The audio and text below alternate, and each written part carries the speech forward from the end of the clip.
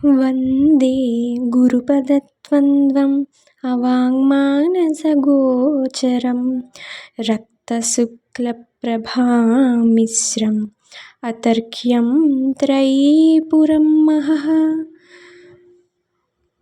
कालिकामन्त्रसिद्धाय साक्षात् भैरवमूर्तये सिद्धेश्वरयतीशाय योगेन्द्राय नमो नमः। నా పేరు ఫణీందర్ మణుగూరి, విజయవాడ నివాసిని. స్వామివారి నుంచి చాలా సంవత్సరాల క్రితం ఉపదేశం పొంది ఆధ్యాత్మిక మార్గంలో ఉన్నాను. గురువుల అనుగ్రహం ఎలా ఉంటుందో నా జీవితంలో చాలాసార్లు అనుభవపూర్వకంగా తెలుసుకున్నాను. అందులో ఒక అనుభవం పంచుకునే ప్రయత్నం చేస్తాను. కరోనా రాకమునుపు 2019 జనవరిలో శ్రీ స్వామివారు వైజాగ్ లలితాపీఠంలో వేంచేసి ఉన్నారు. నాకు తెలిసిన మరొకరు స్వామివారి దర్శనానికి వెళ్తున్నాను అంటే వారితో కలిసి గురువుగారి దర్శనం కోసం వెళ్ళాను. అంతకు ముందు నుంచే తెలిసినంతలో ఉపదేశం పొందిన మంత్రం నిత్యం అనుష్ఠానం చేసుకుంటున్నాను. కొన్ని అనుభవాలు, అనుభూతులు పొందుతున్నాను. అందులో భాగంగా కొన్ని రోజులుగా స్వప్నంలో సింహాలు ఎక్కువగా కనిపించడం గమనించాను. వైజాగ్లో స్వామివారి దర్శనం జరిగాక గురువుగారికి అదే విషయం తెలిపాను. స్వామివారు ఒకసారి నన్ను తేరిపార పైనుంచి కింద వరకు చూసి, మంచిది, అమ్మవారి అనుగ్రహం ఉంటుంది అనటానికి ఇలాంటి అనుభవాలు కలుగుతాయి అని ఇద్దరి దేవతల పేర్లు చెప్పి ఏ దేవతా మంత్రం కావాలి అన్నారు.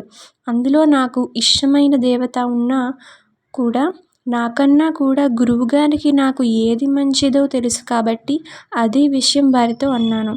గురువుగారు నాకు ఏది మంచిదో అదే ఉపదేశం చేయండి అని. స్వామివారు 1కి 2 సార్లు అన్నారు. అలా కాదు, మీకు ఏది కావాలో అదే చెప్పు అని.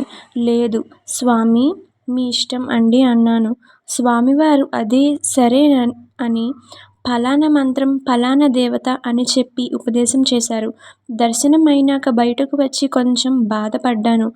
అయ్యో, స్వామివారు ఏది ఇష్టమో అది ఉపదేశం చేస్తాను అన్నారు కదా, ఇప్పుడు నాకు మరొకటి ఇచ్చారు అని అనుకుంటూ అమ్మవారి దర్శనం చేసుకుని అక్కడే కూర్చొని జపం మొదలుపెట్టాను.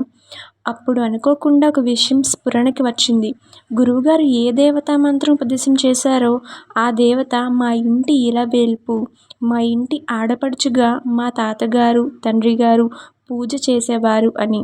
ఒక్కసారి నాకు ఎంతో ఆశ్చర్యం, ఉద్వేగం కలిగాయి. ఆహా, అమ్మ ఇలా కూడా నా వద్దకు వద్దాము అనుకుంటే నేను మరొక దేవత రాలేదు అని బాధపడి ఎంతో తప్పు చేశాను అని. నిజంగా ఇది కదా సిద్ధపురుషుల మహత్యం, ఇది కదా శిష్యులు అయిన కరుణ, ప్రేమ అంటే. ఎవరికి ఏది కావాలో, ఎప్పుడు ఏది అందించాలో గురువుగారికి ఖచ్చితంగా తెలుస్తుంది అని ఆ రోజు మరోసారి నాకు అర్థమయ్యేలా చేశారు శ్రీ స్వామివారు. సదా శరణం గురుపదం. అందరికీ షేర్ చేయండి. గురుసేవ అనే యజ్ఞంలో పాల్గొనండి.